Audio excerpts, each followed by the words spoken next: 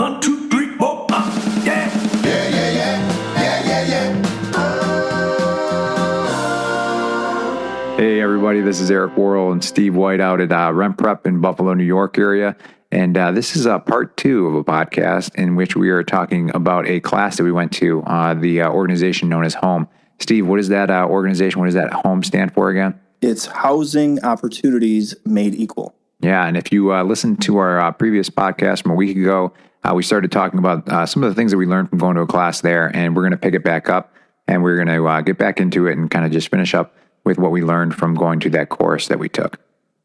One of the topics we talked about was the rental application at the class that HOME put on for us. And I know here in New York State, one of the things that stood out to us was that the fact that they don't want you to ask for the ID until after the application is approved. Steve can speak more clearly on this, and I could tell that you're getting, it's definitely piquing your interest, and I think you might ask a couple questions on that. So, what is your take on that? It gets me fired up because coming from the background check industry, we're only given 3 potential identifiers, right? Personal identity developers, which is name, date of birth, social. When you remove one of those, it certainly makes things a little bit more difficult. So to say that you can't have a date of birth at the application stage, to me, is crazy. It's ludicrous. But I live in that state, and that's what the rules are. So a workaround for a lot of landlords has been to not ask for the date of birth on the rental app, but simply get their driver's license, a copy of the driver's license at the time that they're applying. And the landlords would grab the date of birth straight off the driver's license. Well, as HOME had brought it up to us, that is even not okay to do anymore. Now, landlords cannot ask for identification, so driver's license or anything like that, until after the approval process, which again is just madness to me. Coming from my industry and what we know about identifiers and people purposely giving false information or purposely giving you a common name because they want you to find the wrong person's information and not pull their background check. To me, this was a step in the wrong direction. But if you want to be compliant, you got to do it. This isn't a straight plug for RentPrep, but being that we have human FCRA screeners that compile each report, we're one of the only agencies that are capable of completing a report without being given the date of birth up front. And so, that's because you can dig into the different reports and be able to find the right information, see if it matches up. We cross-reference everything. Yeah. So if we're missing a date of birth, we're looking for name, social security number, address. So we're swapping out that date of birth with a known address history. And we're making a lot of connections based on that and able to find the correct person. And then we'll run the report based on the correct information. So, I like that plug, though. That was like when somebody says like something like, hey, no offense, but there's an offense coming up. You're like, not to, throw a plug out there. Right. Well, I hear about it a lot from landlords that'll say, hey, I purchased a screening report and I feel like they took my money because I didn't have the correct information and I didn't get the correct report back, or they gave me back this wrong person's information. Where, building RentPrep from the ground up and knowing what landlords were looking for, we built it specifically to have our pre-verification process as a safeguard against that. So if somebody's missing something, or in the case where somebody gives a wrong social security number, which happens all the time, they purposely give it wrong, or maybe they flip-flop 2 numbers, or maybe they don't feel comfortable giving you their social. So they, just sort of leave off that last digit or whatever the case may be. We're able to search and find that information regardless. Okay. So. Yeah, getting back to the HOME class that we attended here, they did go through briefly some of the rights that you have as a landlord and some of the legal rights that you have to reject an applicant. I'm just going to kind of read those off in case you're not familiar with those. But insufficient funds, bad rental history, so previous evictions, bad credit, bad references, history of small claims cases or damaged apartments, if they lied on the application, and also if another applicant was more qualified and if they were potentially earlier in the process. Yeah. I guess the one that stood out to me there was just lied in the application. It seems like it makes perfect sense and it's common sense, but I've just never heard it before. And, that I'm sure that comes up quite a bit, especially if it's somebody who knows they have something to hide. Insufficient funds, believe it or not, stood out to me because it's something that we hear a lot, where an applicant will say, I don't have the full security deposit, but I'm going to have it next week when I get paid. That is a really good example of having insufficient funds. If you can't make your security deposit, you do not want to trust that everything's just going to fall into place after you sign that lease and now they're going to be financially stable from here on out. If they're not ready and they don't have the money at the time that they're ready to move in or sign that lease, they don't have the money, they're not ready. That's a disqualifying factor for sure.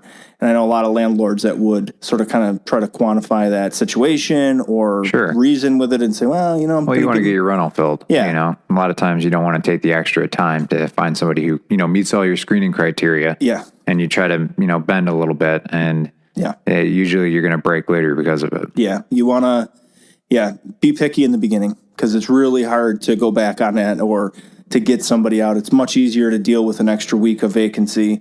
Hell, it's easier to deal with an extra month of vacancy and get the right person than try to make a square peg fit into a round hole. And the next thing you know, you've got a wrong fit and you're going through this whole process all over again anyhow. So, yeah, I see a lot of landlords do that. They try to quantify that situation where they don't have enough money and they just don't have it. Yeah. A couple other topics that we covering too was just kind of criminal activity in the rental that you have.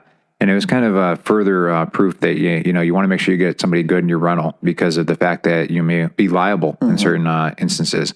They had one thing that was called the Bowdy House Law. I don't know if you'd heard of that before, Steve, but I have written here, if your tenant is doing something illegal, you can be found liable.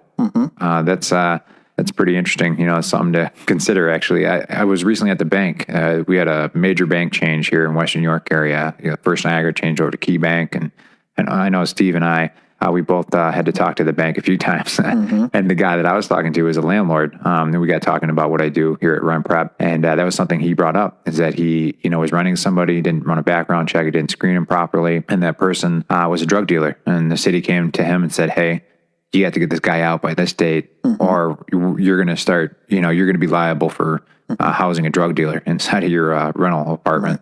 This is crazy. Yeah, I think a good example that we've seen is in the Midwest, meth labs. Home meth labs are such a huge problem of epidemic proportions at this point that I think it was last year, 2015, maybe it was 2014, the first lawsuit that found the landlord liable for somebody becoming sick. It was a child that became sick living in the property where there was a meth lab from the previous renter.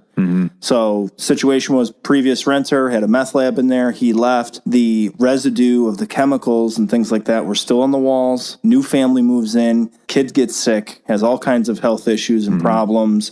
Well, it's worse for the kids, right? Oh, 100%. So they track it down. They figure out it's from the walls. There's chemicals on the walls. There's test kits that you can get now. But in the at the end of the day, that landlord was responsible and was held liable for the damages. So that's a really good example of how you as the landlord could be held responsible for something that's happening in your property. Yeah, it's definitely something to think about. And then as far as the notes, we started getting into again more kind of rights that you have as a landlord, and we talked about reasons to evict. I know that we've gotten questions, so we have live chat on our website at rentprep.com. And when we're open, you can talk live to a screener. And a lot of times, the questions will get shared through the office because, you might have something we haven't heard before. But a lot of times a common question that I've been hearing is just people wondering, about eviction, what they can do. And basically non-payment. The guy who was leading the class here, clearly laid out, he said, if they need a full calendar month notice, means it could take up to 59 days. So if you want to evict somebody because they're not paying and you let them know on the 1st, then the next 1st, that's right, the next 1st. So maybe you let them know January 1st, February 1st, you can start the eviction process. But if you let them know January 29th, it's still not a full month. It's not like February 1st you can evict. Right. Then you're looking into going in March. Yep. He kind of was just laying that out. But I think something that a lot of landlords don't really think about is if they're late on rent and it's in the lease, that's reason to evict. I think the best takeaway there is for landlords to do things by the book when it comes to evictions. Issue that 3-day notice to quit. Doesn't mean that that's their eviction notice. There's a lot of misconceptions around that, and we hear about that a lot in California on the 5-day notice, and we hear a lot of people that sort of misidentify that as the eviction notice. It's not. That's just step one in the eviction process, putting them on notice that, hey, we have an agreement. You haven't held up your end of it, which means to pay in a timely manner. And if you don't pay within this window here, we're going to begin the eviction process. So most important thing is to get that first initial notice to them and then follow through on everything that you're supposed to do. Don't give them the time. I'll pay you next week.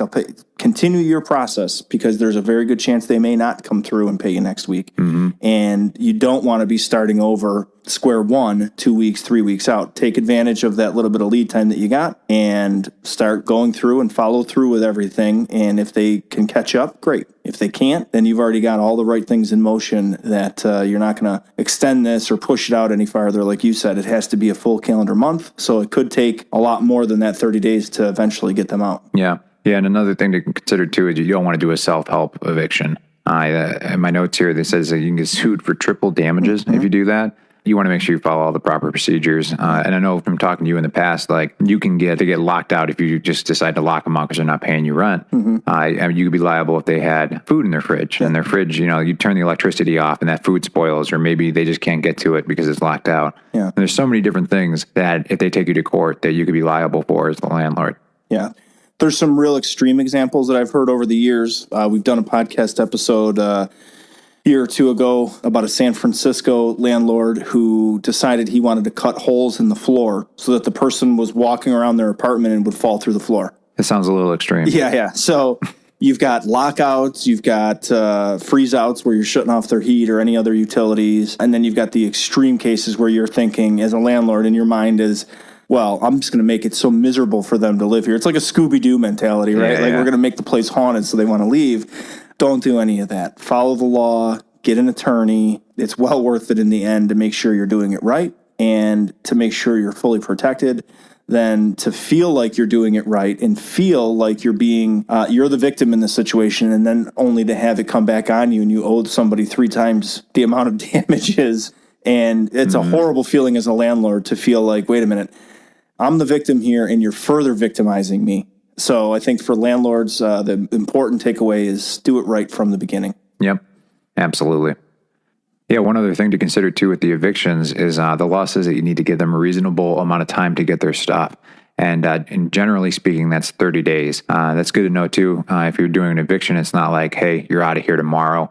They do have that 30-day window. You want to make sure that you're not, taking things in your own hands and throwing it into a storage unit or throwing it out. Because again, you could be liable for the value of those items if you were to do something like that. Yeah, especially if you're a type of landlord that requires them to carry renter's insurance, and now there's documented value of those items, and those items go missing, are misplaced, or you didn't do something right along the way. Now they have inventory list of everything that you're going to be responsible for. Sure. So, yeah, another great topic. Again, if you have more questions on that, go to our blog, RentPrep.com, and we've got a lot of content and articles written specifically about how to handle a tenant's items. Sure. All right. Thanks for listening, guys, and we'll see you on the podcast next week.